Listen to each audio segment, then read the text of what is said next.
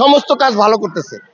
তারপরেও তো কিছু কিছু মানুষ আছে যে কিছু কিছু কথা বলে দেশটাকে অদৃশ্য করে ফেলছে। সরকার একটা সমাধান করুক এই মুহূর্তের জন্য।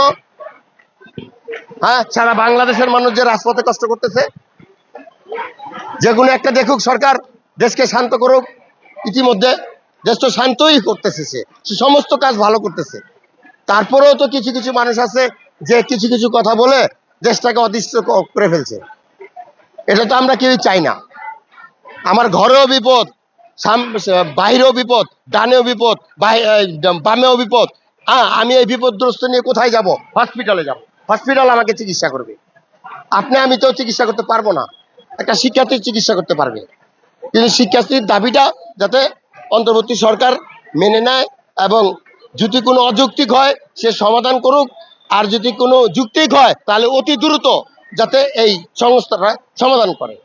এটাই হলো গিয়ে আমাদের সাধারণ মানুষের তরফ থেকে আমাদের আবেদন।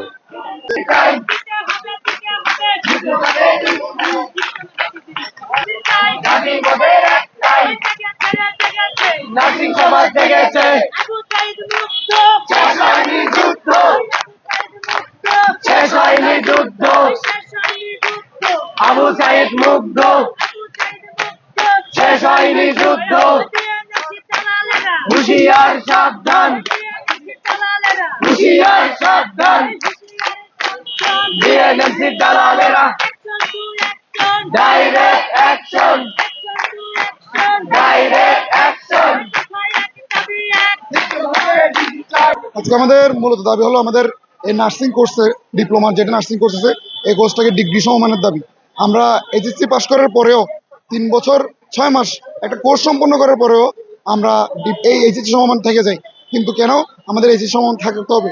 আমরা এইচএসসি পাস করে আসার পরেও এইচএসসি সমমান থেকে যাই, সেই জন্য আমাদের এই ডিপ্লোমা কোর্সটাকে ডিগ্রি সমমান করার দাবিতে আমরা আজকে এখানে এসেছি, এখানে অবস্থান করছি আমরা।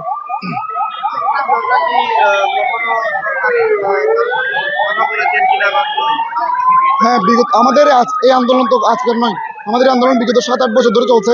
হ্যাঁ, আমাদের গত 20 তারিখ থেকে আমরা আবার আন্দোলন শুরু করেছি। হ্যাঁ, আমাদের সংশ্লিষ্ট মন্ত্রণালয়গুলো আমাদের সাথে বৈঠক বসেছে, আমাদের বিভিন্ন আশ্বাস দিচ্ছে, আমাদের মৌখিক আশ্বাস দিচ্ছে, আমাদের কোনো লিখিত আশ্বাস বা প্রজ্ঞাপন জারি করছে না। সেজন্য আমরাও তাদের কথায় বিশ্বাসী না, কারণ আমরা প্রতিবার আশ্বাসের আশায় থাকবো না। হ্যাঁ, আমরা এই আশ্বাস দিয়ে দিতে আমাদের এই গত 7-8 বছর তারা পার করে দিয়েছে, আমাদের কোনো কার্যক্রম তারা বাস্তবায়ন করতে পারে নাই। তাহলে আমরা এই প্রজ্ঞাপনটা যতক্ষণ জারি হবে না আমরা এখানে থাকবো। সংরক্ষণ আমাদের কিছুই বলে নেই এই মুহূর্তে বর্তমানে। হ্যাঁ, এখানে কলেজ কোনো ভাবে না। হ্যাঁ, এখানে কলেজ কোনোভাবে যুক্ত না, এখানে সবগুলো যুক্ত হলে বিএনএমসি বা সংশ্লিষ্ট মন্ত্রণালয় ডিজিএনএম এরাই। হ্যাঁ, কলেজ তো কলেজই, কলেজ তো অনুমোদন পাই এদের থেকে। হ্যাঁ, ওরা যদি অনুমোদন দেয় কলেজ তো আনতে বাধ্যই। হ্যাঁ, এই হলো কথা। আমাদের ইন্টার পাস করার পরে আমরা একটা এডমিশন পরীক্ষা দিই, এডমিশন পরীক্ষা পাস করি। ইন্টারমিডিয়েট এসএসসি পরীক্ষা, এডমিশন পরীক্ষা যেটা, হ্যাঁ এডমিশন পরীক্ষা মধ্যে আমাদের 40 মার্ক পেয়ে পাস করা লাগে। হ্যাঁ, একটা ন্যূনতম গ্রেডও ধরা লাগে আমাদের। এই সবগুলো করার পরে গিয়ে 3 বছর আমরা একটা একাডেমিক কোর্স থাকে, তারপর 6 মাস ইন্টার্নশিপ থাকে। হ্যাঁ, তারপরে গিয়ে আমাদের তাও কি ডিপ্লোমা কোর্স এইচএসসি সমমান থেকে যায়।